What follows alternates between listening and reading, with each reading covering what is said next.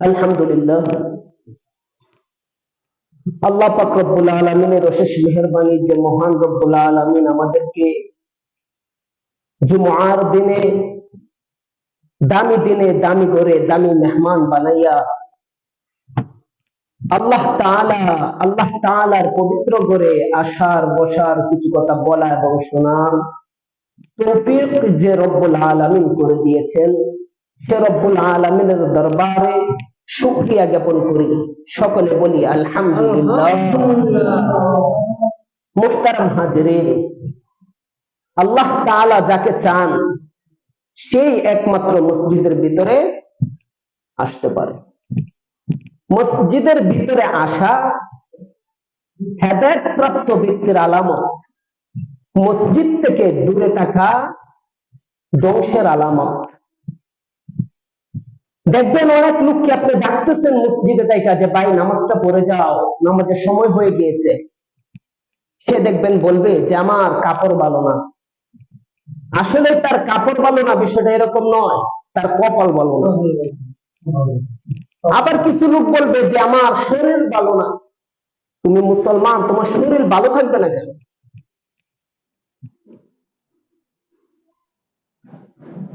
Junaid Baghdadi রাহমাতুল্লাহি আলাইহি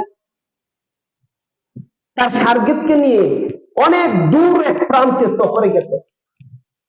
এখন তো যানবাহনে চড়ে আমরা সফরে যাই, তখন পায়ে হেঁটে সফর করত।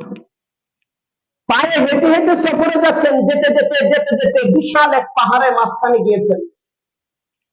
পাহাড়ের মাঝখানে যাওয়া মাত্রই নামাজের সময় হয়ে গিয়েছে। নামাজ পড়তে হবে, জামাত করতে হবে। এখন দুইজন ব্যক্তি, জুনায়েদ বাগদাদী, আরেকজন হলো কে? তার শাগির্দ। জুনায়েদ বাগদাদী রাহমাতুল্লাহি আলাইহি বলতেছেন যে আরেকজন লোক যদি হতো তাহলে আমাদের জামাতটা পরিপূর্ণ হতো। আমাদের জামাতটা কি হতো? পরিপূর্ণ হতো। যাও আশেপাশে খুঁজে দেখো, কোন লোককে নি পাও। উনি খুঁজতে যায়, দেখলেন এক কার্টুন। পাহাড় জঙ্গলে কাঠুরে তো বেশি থাকে, তাই না? এক কাঠুরি গাছ কাটে। ওকে যায় বলল যে আমি এই যুগের ওলিদের সম্রাট জুনায়েদ বাগদাদী, তার শাগির্দ, উনি জামাতে নামাজ পড়বেন, এই জন্য আমাদের আরেকজন লোকের প্রয়োজন। আপনি কি আমাদের সাথে যাবেন? কথাটা বলা মাত্রই কুড়ালটা, অস্ত্রটা হাত থেকে ফেলে দিয়ে দৌড়ায় চলে আসলেন। আয়েশা বলতেছেন যে তাড়াতাড়ি জামাত আরম্ভ করেন, তাড়াতাড়ি জামাত আরম্ভ করেন। কতদিন হয়ে গেল জামাতে নামাজ পড়তে পারেন, আজ জামাতের সাথে নামাজ আদায় করুন। জুনায়েদ বাগদাদী রাহমাতুল্লাহি আলাইহি বলতেছেন, কাঠুরি রে, তুই তো এতক্ষণ গাছ কাটছিলি, তুই আগে ওযু কর, ওযু করে আসি নামাজে দাঁড়া। শোনা মাত্রই তো রে আয়েশা বলছিস নামাজে দাঁড়ানোর জন্য। এই কাঠুরি কি জবাব দেন যে জুনায়েদ বাগদাদী, আমি তো শুনেছি এই যুগের ওলিদের সম্রাট আপনি, আপনার থেকে বড় এই জামানার মধ্যে আর কোনো ওলি নেই। কিন্তু সত্যি বলতে এটাই বাস্তবতা। আমি জীবনে 5 টাইম শুনলাম যে মুসলমান ওযু ছাড়া থাকতে পারে। সুবহানাল্লাহ বললেন না? এই কাঠুরে বলতেছেন মুসলমান যে ওযু ছাড়া থাকতে পারে, এটা জীবনে 5 টাইম আমি শুনলাম। তাহলে কত বড় নেককার এই কাঠুরি! জুনায়েদ বাগদাদী রাহমাতুল্লাহি আলাইহি বুঝতে আর বাকি নাই যে এই কাঠুরি সাধারণ কোনো কাঠুরি না। বললেন যে কাঠুরি, আমার আর বুঝতে বাকি নেই তোমার সম্পর্ক কার সাথে। সুতরাং আজকে আমি নিয়ত করেছি যে তোমার পিছনে, তোমার ইমামতিতে জামাতে নামাজ আদায় করব। এই কাঠুরিকে সামনে দিলেন জামাত আদায় করার জন্য, ইমাম সাপ সাজায় দিলেন। এই কাঠুরে নামাজ পড়াচ্ছেন, এক সেজদা দিচ্ছেন, খুব দ্রুত বেগে উঠে গেছেন। আবার দ্বিতীয় সেজদা দিচ্ছেন, অনেক টাইম সেজদার ভিতরে বিলম্ব করছে। নামাজের পরে জুনায়েদ বাগদাদী রাহমাতুল্লাহি আলাইহি বলতেছেন, কাঠুরে রে, আমি তো ভাবছিলাম তোমার ভিতরে কিছু আছে, কিন্তু সেজদা তো দুইটা একরকম হওয়া লাগবে। যদি সেজদার ভিতরে যায় 3 বার সুবহানা রাব্বিয়াল আ'লা বলো, দ্বিতীয় সেজদায় 3 বার বলবা। প্রথম সেজদায় যদি 5 বার বলো, দ্বিতীয় সেজদাও 5 বার বলবা। প্রথম সেজদায় যদি 7 বার বলো, দ্বিতীয় সেজদাও 7 বার বলবা। তুমি এক সেজদা দিছো আর উঠছো, আরেক সেজদা দিছো দিয়া দীর্ঘ টাইম বিলম্ব করছো। এটা কেমন আমার বুঝে আসলো না। এই কাটুরি বলেন, আমি যখন প্রথম সেজদা দিছি তখন লং টাইম আমি সেজদার ভিতরে নিয়ে নিলাম। এটা এই জন্য নিলাম, আমি যখন সেজদা দেই, যে জায়গার ভিতরে আমি সেজদা দেই, আমি আর সেই জায়গায় থাকি না, আমি স্বয়ং আল্লাহ তাআলার আরশের সামনে আল্লাহ তাআলার কুদরতি পায়ে সেজদা দেই। আর আল্লাহ তাআলার আরশের সামনে কুদরতি পায়ে চাপড়ে দেয়া আমি আল্লাহর কাছে দিলের যত বাসনা আছে সমস্ত বাসনাগুলো চাইতে শুরু করি। সুবহানাল্লাহ। আল্লাহ তাআলা প্রথম আমার বাসনাগুলো কবুল করতে একটু বিলম্ব করেছেন, এই জন্য আমার সেজদা বিলম্ব হয়েছে। আর দ্বিতীয়বার যখন আমি সেজদা করেছি, সেজদা দিতে আল্লাহ তাআলা আমার মাথায় আল্লাহ তাআলা কুদরতি হাত বুলায়া বললেন, যা তোকে মাফ করে দিলাম। আমি সাথে সাথে সেজদা থেকে উঠে গিয়েছি। তো সম্পূর্ণ কাহিনী বলা আমার মূল উদ্দেশ্য না। আমার মূল উদ্দেশ্য হলো, এই যে মানুষকে ডাকলে বলে যে আজকে আমার কাপড় ভালো না, আজকে আমার শরীর ভালো না, আরে মুসলমান তো ওযু ছাড়াই তাকে, যে এটা একটা ঘৃণিত কাজ, এটাই অপছন্দনীয় কাজ। আবার শরীর ভালো না, নাপাকি অবস্থায় মুসলমান কি করে থাকে। আবার কিছু কিছু মানুষকে আমি নিজে বলি নামাজের কথা, বলে যে কাপড় চোপড় ধোয়া এরপরে নামাজ পড়। কাপড় ধুয়ে নামাজ পড়তে হবে, সম্পূর্ণ ঘরের কাপড় ধুয়ে দিতে হবে, এরপরে নামাজ আসতে হবে। এটা তো মহিলাদের কাজ। মহিলাদের খাসলত পুরুষের ভিতরে চলে আসছে।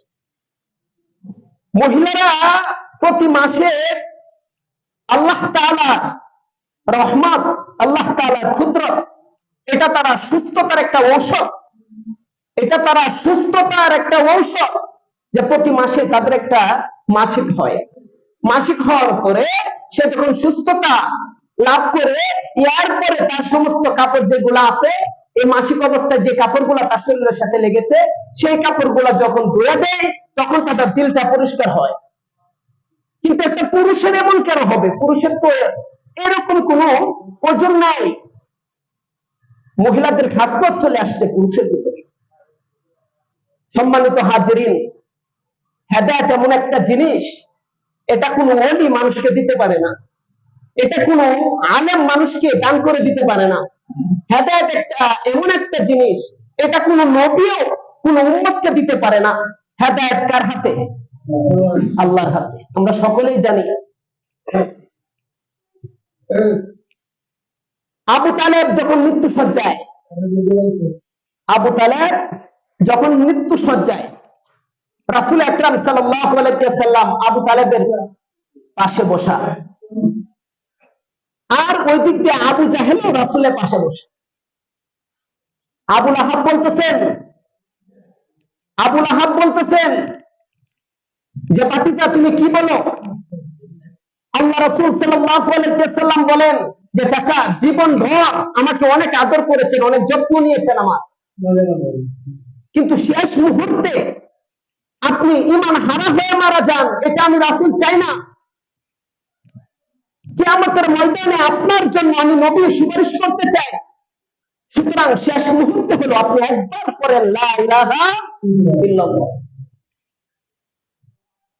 এই দিক দিয়ে আবু জাহেল বলতেছেন যে ভাই, সারা জীবন তুই আমাদের পক্ষে ছিলি, মূর্তি পূজার পক্ষে ছিলি, আর শেষ মুহূর্তে যদি তুই কালিমা পড়ে মুসলমান হয়ে মৃত্যুবরণ করিস, সবাই বলবে যে মৃত্যুর বয়ে আবু তালেব কালিমা পড়া মুসলমান হয়ে গেছে, আমাদের ধর্মের চুনকানি লাগবে। সুতরাং তুই কালিমা পড়িস না। রাসূল বলে কালিমা পড়ার জন্য, আর ওই দিক দিয়া আবু জাহেল বারণ করে।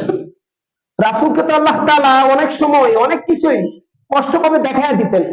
একবার রাসূলকে আল্লাহ তাআলা দেখায় দিলেন যে আজরাইল খুব নিকটবর্তী চলে আসছে, অর্থাৎ আর টাইম নাই, এখনই তার চাচাকে দুনিয়া থেকে উঠায় নিয়ে যাবে।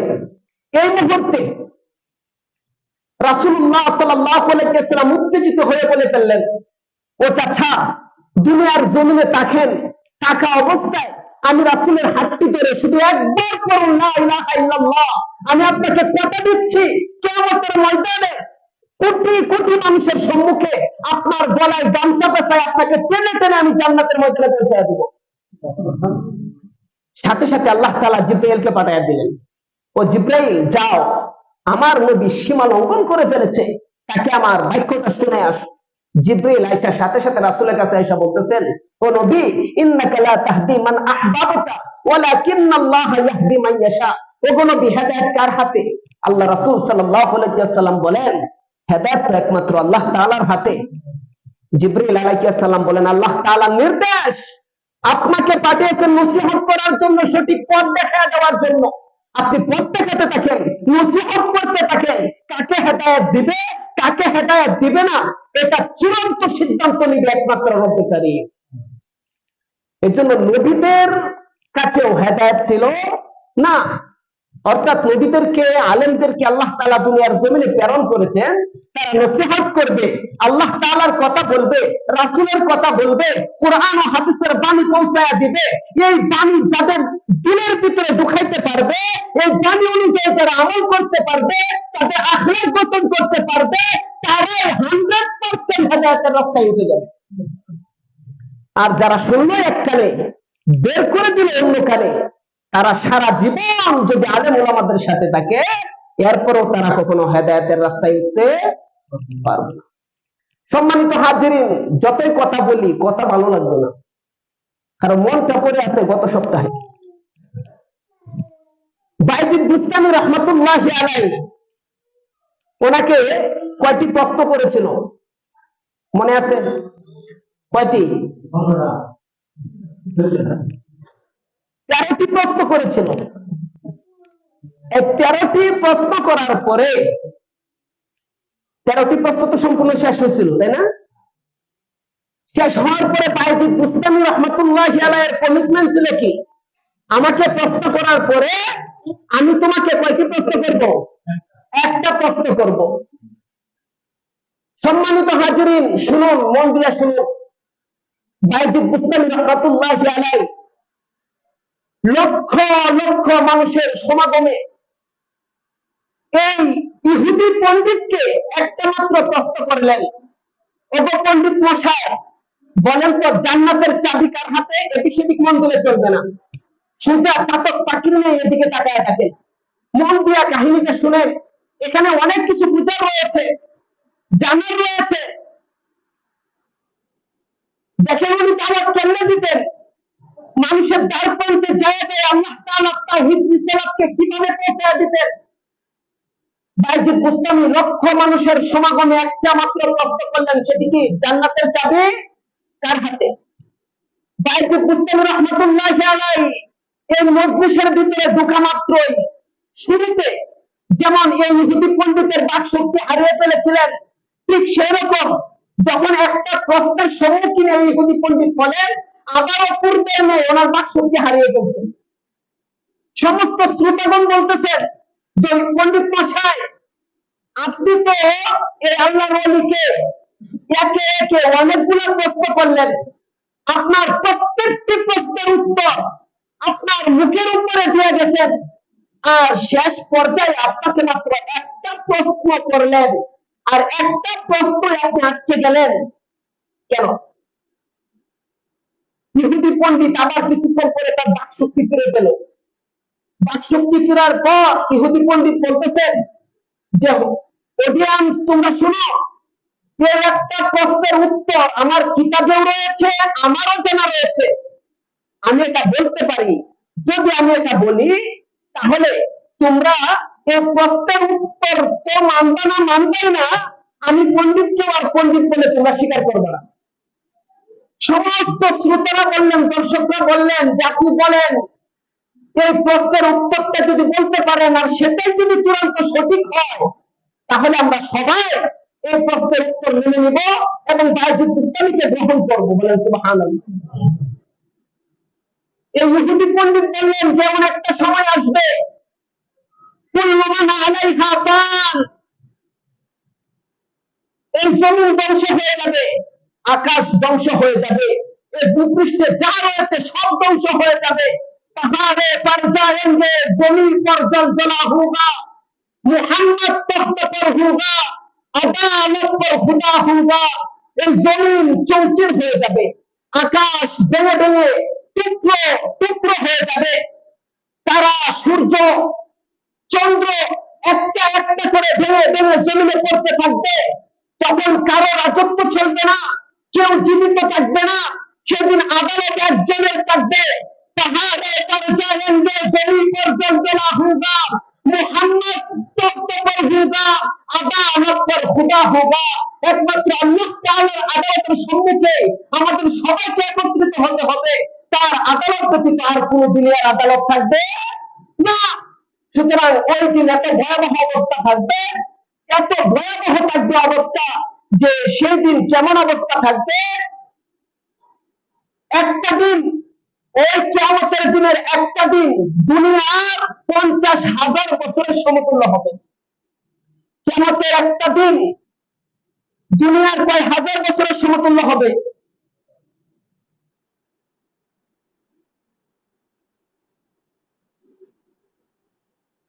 ওই কিয়ামতের একটা দিন দুনিয়ার 50,000 বছরের সমতুল্য হবে। মাথার আঘাত উপরে সূর্য অবস্থান করবেন, জমিনটাকে আল্লাহ তাআলা তামায় রূপান্তরিত করবেন। আর এই ভয়াবহ অবস্থাতে যারা ওইখানে উপস্থিত থাকবেন, যারা বলতে আমরা সবাই উপস্থিত থাকবো, দেখবেন কারণ নামে যদি কেস করা হয়, মামলা করা হয়, মামলা শেষ হয় না, কোনো সাজা হয় না। 2 দিন পর পর কোর্টে যাওয়া আসা করা, এটা যে কত কষ্টকর, যারা কোর্টে গেছেন একমাত্র তারাই এটাকে উপলব্ধি করতে পারে। যে আপনি এই বিষয়ে কি করে জানেন? আমিও একবার গেছি কোর্টে, যেমনি দেখতে গেছি না, মামলা ছিল, মামলার জন্যই গেছি। সম্মানিত হাজিরিন, কোর্টে বারবার যাওয়া আর সিরিয়ালে দাঁড়ায় থাকা, তো আর ইমামতের মঞ্চ না যে 1 মিনিট দেরি হয়ে গেলে ইমাম কে 1 মিনিট দেরি হলো। 10টার সময় বসার কথা জজ সাহেবের, উনি বসে 11টা 11:30 এই টাইমে বসে। আমাদের সেক্রেটারি সব ভালো করে বলতে পারবে। এরপরে কি শব্দ করার মতো কোনো হিম্মত কারো নেই, কারণ করলে অসুবিধা আছে। সম্মানিত হাজিরিন, বারবার কোর্টে দৌড়া আসা করার চেয়ে কিছু মানুষ দেখবেন বলে যে এতবার দৌড়া দাবি করাচ্ছে, হয়তো কোনো সাজা দিয়ে দেয়, তারপরে কোনো সাজা ভালো। কিয়ামতের ময়দানে আমরা বলবো যে এত সময় 50,000 বছর এই কষ্টের ভিতরে, এই তাপের ভিতরে দাঁড়ায় থাকার চেয়ে, এত তাপের ভিতরে কষ্ট করার চেয়ে আল্লাহ তাআলা বিচার আরম্ভ করো, প্রয়োজনে জাহান্নাম ফয়সালা হয়ে যাক, নাউজুবিল্লাহ। আর ওই সময় আল্লাহ তাআলা 19 জন ফেরেশতা নাযিল করবেন, জাহান্নামকে জমিনের নিচ থেকে জিনজির দিয়ে টেনে হাসরের মাঠে আনার জন্য। আর প্রত্যেকটি ফেরেশতার সাথে 70,000 করে ফেরেশতা থাকবে। 19টা ফেরেশতা দিবেন, আর 19টা ফেরেশতার প্রত্যেকটি ফেরেশতার সাথে কয় হাজার করে? 70,000 করে ফেরেশতা থাকবেন। আর সমস্ত ফেরেশতা যখন নিয়ে জাহান্নামকে টান দিবেন, জাহান্নাম খরখশ আওয়াজ দিয়া, ভয়ঙ্কর আওয়াজ দিয়া হাসরের ময়দানে উঠতে থাকবে। আর আল্লাহ তাআলার কাছে ফরিয়াদ করতে থাকবে যে আল্লাহ, লক্ষ লক্ষ বছর ধরে আমি ক্ষুধার্ত, আর তুমি তো বলেছো আমার খাবার হলো মানুষ, জিন, ইনসান। সুতরাং তোমার ফেরেশতাদেরকে বলো আমাকে ছেড়ে দিতে, আমি মানুষদেরকে খাবো। এত ভয়ঙ্কর আওয়াজ দিয়ে ফেরেশতা হাসরের ময়দানে আসা শুরু করবে।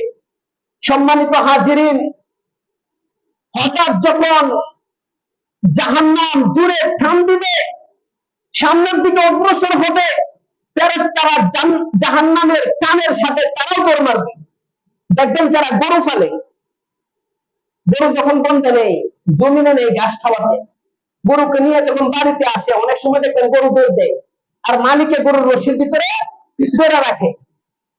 গরু যখন স্বেচ্ছা দৌড় মারে, দেখবেন এই দৌড় সামলাতে না পেরে গরুর সাথে সাথে রশি ধরে মালিকের নেই, গরু পিছনে পিছনে দৌড়ে। ঠিক সেরকম জাহান্নাম যখন পেটকে একটা টান মারবে, এই হাজার হাজার লক্ষ লক্ষ ফেরেশতা জাহান্নামের সাথে দৌড়ানো শুরু করবে। আর ওই সময় হঠাৎ একবার ফেরেশতাদের হাত থেকে জাহান্নামের জিনজিরটা ছুটে যাবে। সাথে সাথে যত নদী নালা আছে, কাল পর্বত রয়েছে, সমস্ত নদী নালা কাল পর্বত থেকে জিহ্বা বের হবে, আগুনের জিহ্বা। আর ওই জিহ্বা হাসরবাসী দেখে সমস্ত ওলিয়া বলবে ইয়া নাফসি ইয়া নাফসি।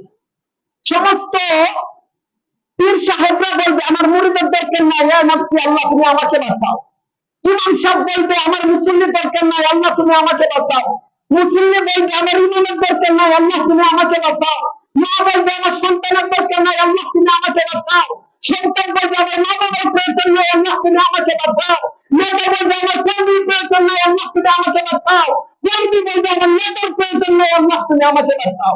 এত ভয়ঙ্কর অবস্থা সেখানে হবে। সমস্ত নবীরা পর্যন্ত এনআরসি করা শুরু করে দিবে। ওই ভয়ঙ্কর সময়ে সমস্ত উম্মত মিলে একজনের কাছে যাবে, যিনি আমাদের আদি পিতা। আমরা সকলেই জানি হযরত আদম আলাইহিস সালামের দরবারে যাবে। হযরত আদম আলাইহিস সালাম, বাহিরের মাইকটা অফ করে দেন, বাহিরের মাইকটা আশরাফ ভাই। আদম আলাইহিস সালাম বলবেন আমি মাফ চাই 100 বার। আজকে যে ভয়াবহ সময়, এই সময়ে আমি আল্লাহ তাআলার কাছে কোন সুপারিশ নিয়ে যাইতে পারবো না। তোমরা একটা কাজ করতে পারো, তোমরা নূহ আলাইহিস সালামের কাছে যেতে পারো। নূহ আলাইহিস সালামের কাছে যাওয়ার পরে নূহ আলাইহিস সালাম বলবে যে আমিও মাফ চাই। আমি এই মুহূর্তে আল্লাহ তাআলার ভয়ঙ্কর অবস্থাতে আমি কোন সুপারিশ করতে পারবো না। কারণ যখন মহাপ্লাবন হয়েছিল, সমস্ত উম্মত আমার প্লাবনে বেশি গিয়েছিল, মরে গিয়েছিল। আর আমার সন্তান কেনান যখন মৃত্যু সজ্জায়, তখন আমি আল্লাহ তাআলার কাছে চিঠি পাঠিয়েছিলাম যে আল্লাহ আমার সন্তানকে বাঁচাও।